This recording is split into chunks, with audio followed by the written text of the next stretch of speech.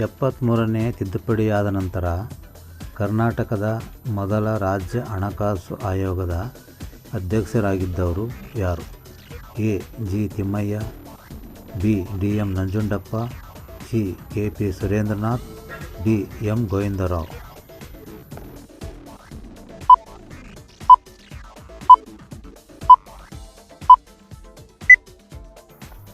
ಸರಿಯಾದ ಉತ್ತರ A. G. Thimmaiah.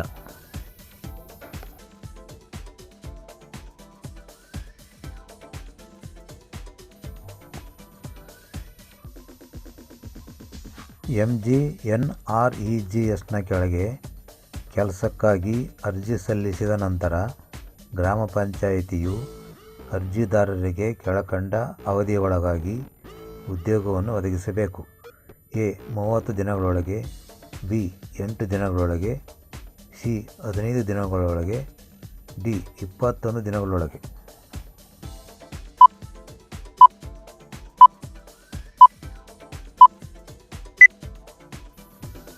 ಸರಿಯಾದ ಉತ್ತರ C. 15 ದಿನಗಳೊಳಗಾಗಿ.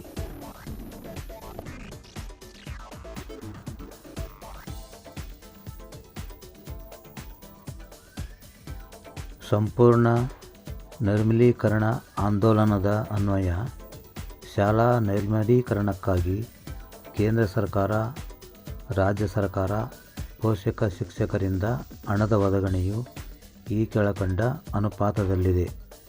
A. 75, 15, 10, B. 65, 25, 10, C. 60, 25, 15, D.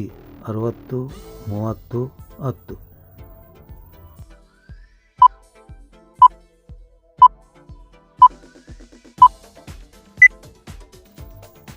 ಸರಿಯಾದ ಉತ್ತರ ಡಿ. 60, 30, 10.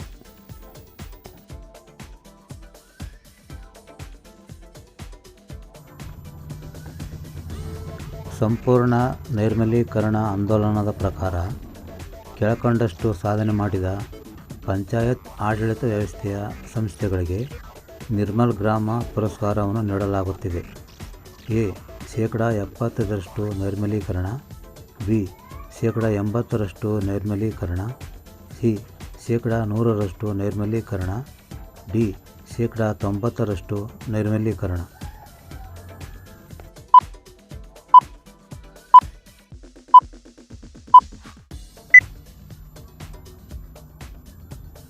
ಸರಿಯಾದ ಉತ್ತರ ಸಿ.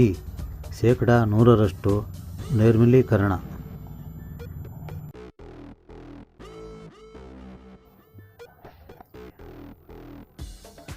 ಅಂಬೇಡ್ಕರ್ ವಸತಿ ಯೋಜನೆಯ ಫಲಾನುಭವಿಗಳನ್ನು ಯಾರು ಆಯ್ಕೆ ಮಾಡುತ್ತಾರೆ? ಎ.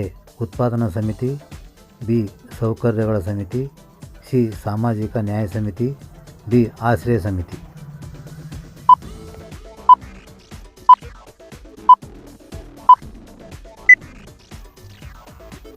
ಸರಿಯಾದ ಉತ್ತರ ಡಿ. ಆಶ್ರಯ ಸಮಿತಿ.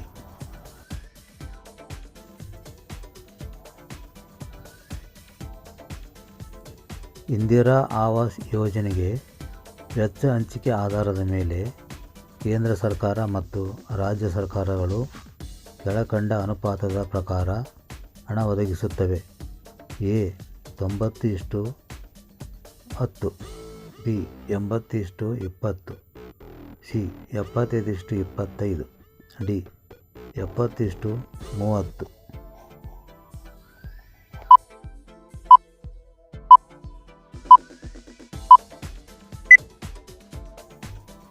ಸರಿಯಾದ ಉತ್ತರ ಸಿ.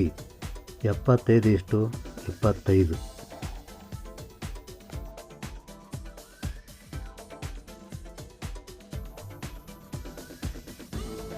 ಕರ್ನಾಟಕದಲ್ಲಿ ವಾರ್ಡ್ ಸಭೆಯನ್ನು ಕನಿಷ್ಠ ಎಷ್ಟು ತಿಂಗಳಿಗೊಮ್ಮೆ ಕರೆಯಲಾಗುತ್ತದೆ? ಎ. 9 ತಿಂಗಳು, ಬಿ. 4 ತಿಂಗಳು, ಸಿ. 12 ತಿಂಗಳು, ಡಿ. 6 ತಿಂಗಳು.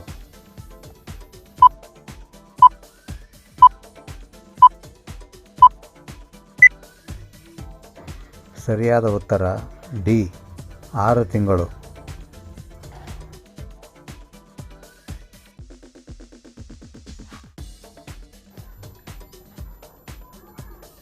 ಕೆಳಕಂಡ ಸಂಖ್ಯೆಗೆ ಕಡಿಮೆಯಿಲ್ಲದಷ್ಟು ಸದಸ್ಯರು ಲಿಖಿತವಾಗಿ ಕೋರಿಕೆ ಸಲ್ಲಿಸಿದಾಗ ಗ್ರಾಮ ಪಂಚಾಯಿತಿ ಅಧ್ಯಕ್ಷರು ವಿಶೇಷ ಸಭೆಯನ್ನು ಕರೆಯಬಹುದಾಗಿದೆ.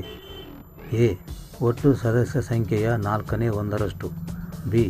ಒಟ್ಟು ಸದಸ್ಯ ಸಂಖ್ಯೆಯ 1/3 ಸಿ.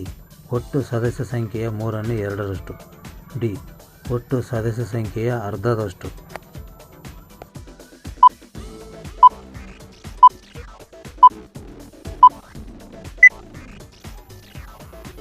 ಸರಿಯಾದ ಉತ್ತರ ಬಿ.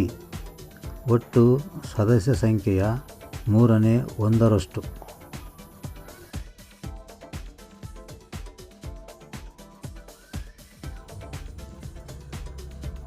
ಅರ್ಧದಷ್ಟು ರಾಜ್ಯ ವಿಧಾನಮಂಡಲಗಳ ಅನುಸಮರ್ಥನೆ ಇಲ್ಲದಿದ್ದರೂ ಸಹ ಕೆಳಕಂಡ ಯಾವ ಉಪಬಂಧಗಳನ್ನು ತಿದ್ದುಪಡಿ ಮಾಡಬಹುದಾಗಿದೆ? ಎ. 5ನೇ ಭಾಗದ 4ನೇ ಅಧ್ಯಾಯವನ್ನು. ಬಿ. 7ನೇ ಅನುಸೂಚಿಯಲ್ಲಿರುವ ಪಟ್ಟಿಯನ್ನು. ಸಿ.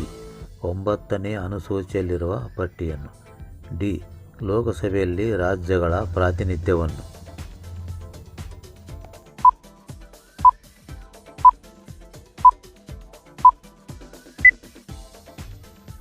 ಸರಿಯಾದ ಉತ್ತರ ಸಿ. 9ನೇ ಅನುಸೂಚಿಯಲ್ಲಿರುವ ಪಟ್ಟಿಯನ್ನು.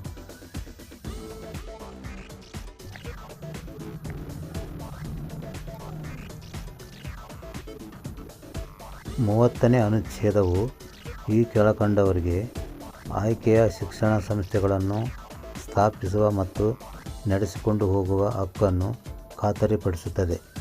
ಎ. ಎಲ್ಲ ಅಲ್ಪಸಂಖ್ಯಾತರಿಗೂ. ಬಿ. ಎಲ್ಲ ನಾಗರಿಕರಿಗೂ. ಸಿ. ನಾಗರಿಕರಾಗಿರಲಿ ಅಥವಾ ಅಲ್ಲದಿರಲಿ ಎಲ್ಲ ವ್ಯಕ್ತಿಗಳಿಗೂ. ಡಿ. ಧರ್ಮ ಅಥವಾ ಭಾಷೆಯನ್ನು ಆಧರಿಸಿ ಎಲ್ಲ ಅಲ್ಪಸಂಖ್ಯಾತರಿಗೂ.